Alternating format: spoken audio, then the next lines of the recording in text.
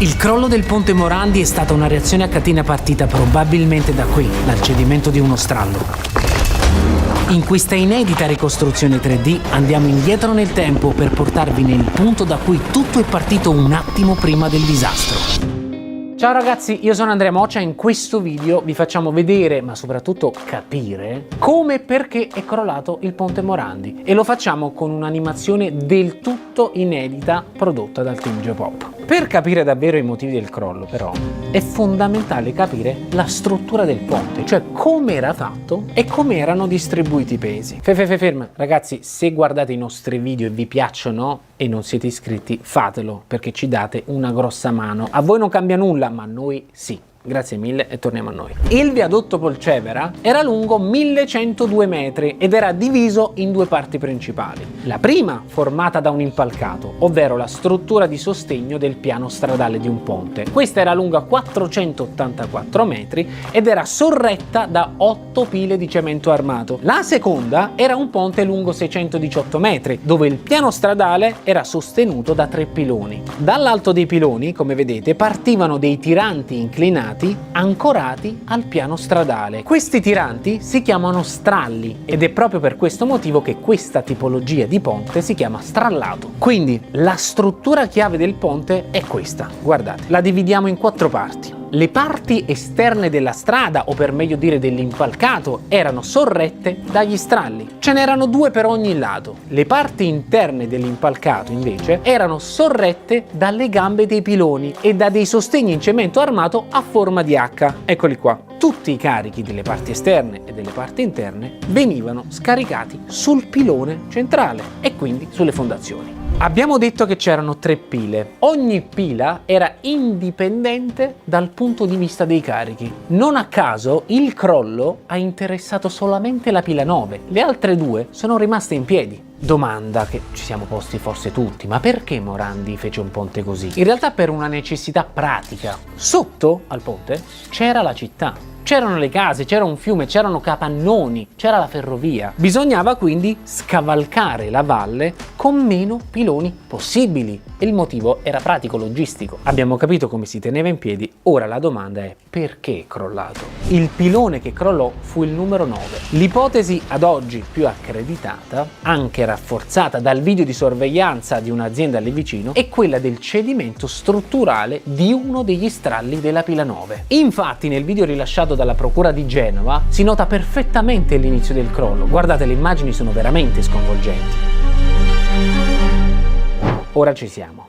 Saliamo a bordo del nostro elicottero del tempo per tornare indietro nel tempo fino a pochi istanti prima del crollo. Avviciniamoci. Ok, così vediamo benissimo. Il crollo è partito da qui. L'umidità e il salmastro marino sono entrati nei pori del cemento, corrodendo i cavi. Quando un cavo si corrode, oltre a perdere le sue qualità meccaniche, aumenta anche il volume. Ed è proprio questo aumento di volume che ha provocato delle fratture nel cemento, indebolendo la struttura. La corrosione ha letteralmente consumato i cavi, fino a che, track!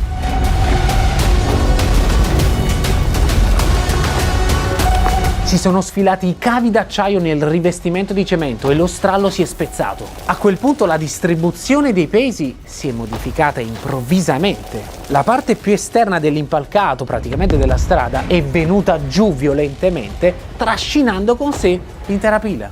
Plausibilmente è questa la dinamica dell'innesco.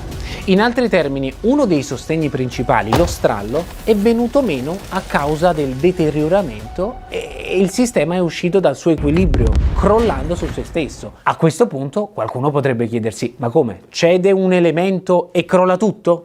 Esatto, è proprio questo il punto, perché la struttura non era ridondante. E che vuol dire ridondante? Una struttura è ridondante se alla rottura di un elemento magari ce ne sono altri che riescono a sostenerla. Se il piano A fallisce, c'è un piano B e un piano C. Ecco, il ponte Morandi non era ridondante, non aveva un piano B, non aveva un piano C. Oggi invece i ponti moderni, anche quelli strallati, sono ridondanti. Infatti nella maggior parte dei casi non hanno un unico strallo, ma ne hanno diversi. Se cede uno, ce ne sono altri che sorreggono il peso. Ok, per capire cosa è successo quel giorno e stabilire quindi le responsabilità, i periti per le indagini preliminari hanno analizzato delle porzioni di tutta la parte crollata. In particolare si sono concentrati sul reperto 132. Da questo gli investigatori hanno accertato che il 99% dei cavi all'interno degli stralli della pila 9 erano corrosi e hanno affermato che, cito, l'acciaio era in uno stato corrosivo di tipo generalizzato di lungo periodo, dovuto alla presenza di umidità e contemporanea presenza di elementi aggressivi come solfuri derivati dello zolfo e cloruri. Ovviamente ci sono ancora delle indagini in corso e solo il tempo potrà stabilire con certezza le cause, ma una cosa di cui gli investigatori sono abbastanza certi è che su quel ponte non si faceva manutenzione e che quindi doveva essere sospesa la circolazione. Persino l'ingegner Morandi, che nel 1979 era andato a vedere le condizioni del ponte, aveva osservato le crepe sugli stralli di cui parlavamo prima. In quell'occasione aveva detto che ponti di questo genere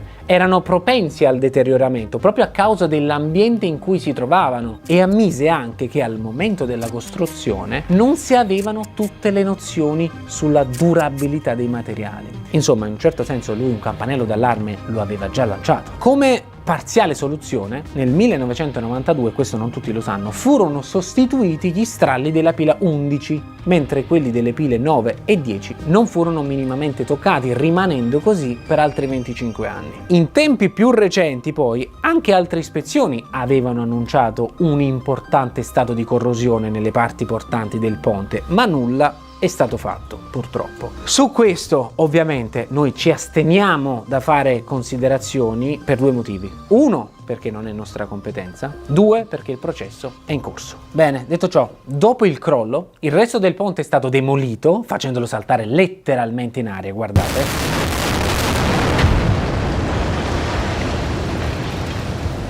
Ed è stato deciso di costruirne uno nuovo, chiamato Viadotto San Giorgio, a partire da un progetto regalato dal grandissimo architetto Renzo Piano alla città di Genova. Il nuovo ponte, costruito in tempi record, è profondamente diverso da quello vecchio.